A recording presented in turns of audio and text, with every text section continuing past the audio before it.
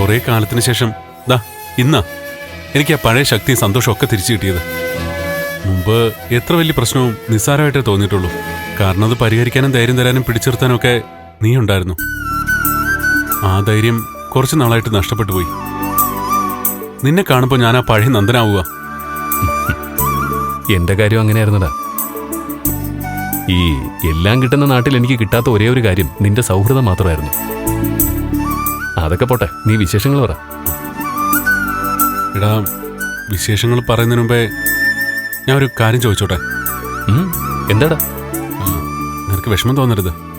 വിഷമോ? അല്ല, സത്യത്തിൽ ഞാൻ കുറെ നേരമായിട്ട് ആലോചിക്കായിരുന്നു.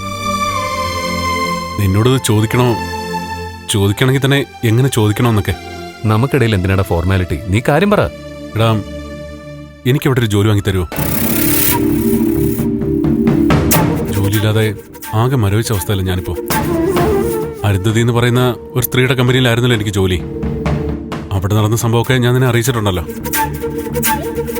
ഇപ്പൊ ഞാൻ ചില ജോലികളൊക്കെ അന്വേഷിച്ചിരുന്നു. പക്ഷേ ഒന്നും അങ്ങോട്ട് സെറ്റായില്ല. ദേവി MLA ആയതിനു ശേഷം ചില കമ്പനികളിൽ ജോലി കിട്ടാൻ ചില ചാൻസൊക്കെ ഉണ്ട്. പക്ഷേ അത് MLAയുടെ നിന്ന് തിരിച്ചെന്തെങ്കിലും സൗജന്യങ്ങളോ സഹായമൊക്കെ പ്രതീക്ഷിച്ചിട്ടായിരിക്കും. ചിലരെ ഇങ്ങോട്ട് തന്നെ ജോലി ഓഫർ തന്നിട്ടുണ്ട്. പക്ഷേ ആ ഓഫർ സ്വീകരിച്ചാൽ ഭാവിയിൽ ദേവിക്ക് വലിയ കുഴപ്പങ്ങളുണ്ടാവും. ഇതൊക്കെ കൊണ്ട് ഞാൻ മനസ്സിൽ തീരുമാനമെടുത്തിരിക്കുകയായിരുന്നു. നീ അവധിക്ക് വരുമ്പോ നിന്നോട് പറഞ്ഞ് എനിക്ക് ഗൾഫിലൊരു ജോലി ഒപ്പിക്കാന്ന്.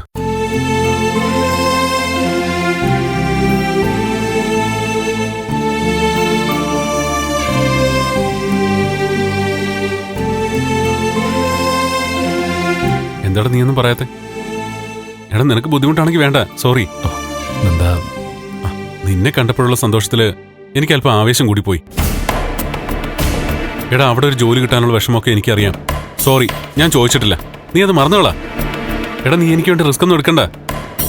എടാ, എന്റെ ജീവിതം തന്നെ ഇപ്പൊ വലിയ റിസ്കില്. വീട്ടില് അമ്മയും ഗൗരി ഒന്നും അറിഞ്ഞിട്ടില്ല. എന്താടാ? എടാ, എന്റെ ജോലി പോയി. എനിക്കിപ്പോ തിരിച്ചു പോകാൻ പറ്റില്ല. മുരളി? അതേടാ, അവധിക്കായിട്ടല്ല, എന്നേക്കുമായിട്ടാണ് ഞാൻ മടങ്ങിയെത്തിയിരിക്കുന്നത്. ഗൾഫുകാരനായ മകൻ അവധിക്ക് വന്നതിന്റെ സന്തോഷത്തിലെ അമ്മ. ഗൗരി ഭർത്താവിനൊപ്പം ദുബായിലേക്ക് പോകുന്നതിന്റെ ആവശ്യത്തിലും. എന്റെ മനസ്സിപ്പോ സത്യത്തിൽ മരുഭൂമി പോലെയാ. തണലൊന്നുമില്ല, അറ്റം കാണാത്ത ശൂന്യത പോലെ. മരുഭൂമിയിൽ ഇടയ്ക്ക് കാണുന്ന മരുപ്പച്ച ഉണ്ടല്ലോ, ഇവിടെ എനിക്ക് ആ മരുപ്പച്ച നീയാ. എന്റെ ദുഃഖങ്ങളൊക്കെ ഒന്ന് ഇറക്കി വെച്ച് എനിക്ക് സമാധാനിക്കാൻ നീയേ ഉള്ളൂ. എന്താണ് കാര്യം? എങ്ങനെ ജോലി പോയേ? അവിടെ ചെന്നത് മുതൽ ഓരോ പ്രശ്നങ്ങളായിരുന്നതാ. സ്പോൺസർ കുഴപ്പക്കാരനായിരുന്നു. അയാൾക്ക് അവിടെ കുറെ കേസൊക്കെ ഉണ്ടായിരുന്നു. അയാൾ തന്ന വിസയൊന്നും കറക്റ്റ് ആയിരുന്നില്ല. എനിക്കും കുറച്ചു കാലം അവിടെ ജയിലിലൊക്കെ കിടക്കേണ്ടി വന്നു. ജയിലിലോ? ഞാൻ അമ്മയും ഗൗരിയും നിന്നെയൊക്കെ വിളിക്കുമ്പോ ഞാൻ മനസ്സിൽ കരഞ്ഞിട്ടാ ചിരിച്ച് സംസാരിക്കുന്നത്. എല്ലാം അവസാനിച്ചതാ. ജീവിതം ഇനി ഒന്നേ തുടങ്ങണം.